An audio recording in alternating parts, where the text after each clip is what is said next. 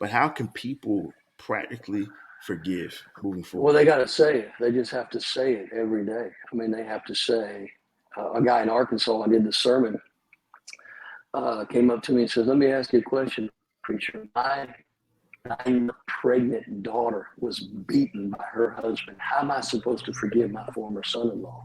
And I tell him, "I don't know. It's not It's natural. honest. It's It's honest. Yeah. supernatural. But you've got to do it or you're going to be troubled and defiled. You've got to Hmm. do it."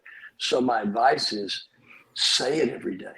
Say it. They come down to the front, pray for me, please. And I'll pray for them. And I'll say, forgive that guy that walked out on you. Forgive that one that abused you. Forgive that one that molested you.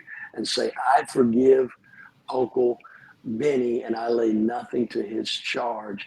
And if you say that, there's a time that your heart is going to catch up to your mouth and you're actually going to Hmm. mean it. Yep. And it's going to be a relief. It's going to be a release. And people are ignorant. Yeah. Jesus said they don't know what they're doing. They ought to know they're killing him. But he said, I forgive them, Father. They I don't don't know know what what they they do. really don't know what they're Wow. doing. A lady in the mountains last night after the service or yesterday morning, she came up and she said, when I was 6 years old, my dad came into the house drunk. It was my birthday, and I ran to him so excited. And I said, Daddy, it's my birthday. And I could tell by the expression on his face that he totally forgot. He reached in and he grabbed a pen, one of those red, green, blue, black pens. And she said, he handed that to me. And from that moment on, I never trusted him. There was a root that sprang up. And so my old secretary had given me one of those pens. I had one in my briefcase. I pulled it out, looked exactly like the one, and I put it in her hands and I clutched her hands and we said, we got to turn the corner and we're going to go back to where you lost your sharp edge, just like the Old Testament when the axe flew into the water. And at the prophet school, the apprentice runs to the prophet and says, "Oh, I've lost my axe head and it's borrowed." It's not like you can go to Lowe's at that time. I mean, that was a car. I've lost my axe head and it's borrowed. And the old man said, "Take me to the place you lost it. Go back Mm. to that place." And then he drew it out. And so when you have gotten off the rails, you got to go back to the place you lost it.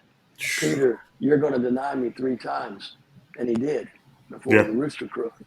And then on the beach, Jesus is making breakfast for backsliders. T.D. Jakes says when Peter said, "I'm going fishing," it's the same as saying, "I'm going clubbing. I'm going to party."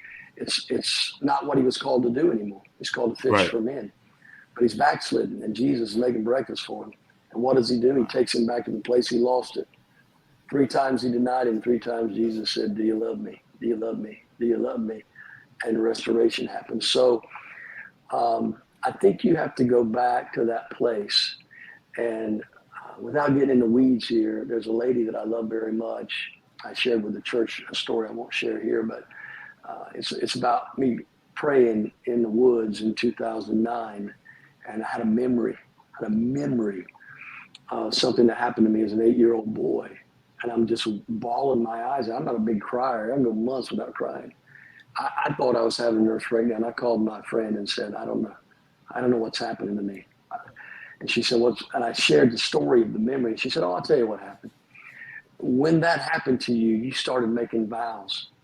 And it made such sense to me because the trauma, and it wasn't like a molestation. It was a tough incident that happened in public.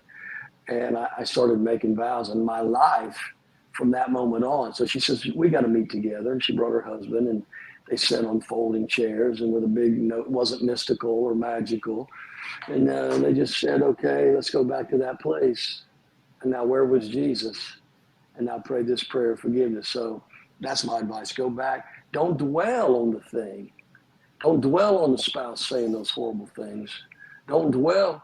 Uh, there's a lady that I saw in the last 48 hours. She was 9 months pregnant in an army base in Texas. Her husband started an affair with the lady next door. He moved in with the lady next door. When she went to have his baby, she had to take her own 2-year-old daughter with her. There was no one to help her. Wow. So you don't dwell on that. You can't play those vain imaginations, those IMAX videos of your spouse cheating and all of that. But you have to go back to the place and say, okay, this is where it sprang up. This is where I lost the sharp edge. This is where I denied my heritage. This is where I denied my legacy. Now let's revisit this and it's like buttoning a shirt up. If I button this shirt up wrong at the bottom, by the time I get up here, I'm wearing a shirt, but it looks like that. You gotta go back to the drawing board and start from scratch. I like that. I like that. And most importantly, give it to God. I mean, that's definitely most important. Like, Lord, help me work in my heart, Yeah, shape me, yeah. mold me, Lord.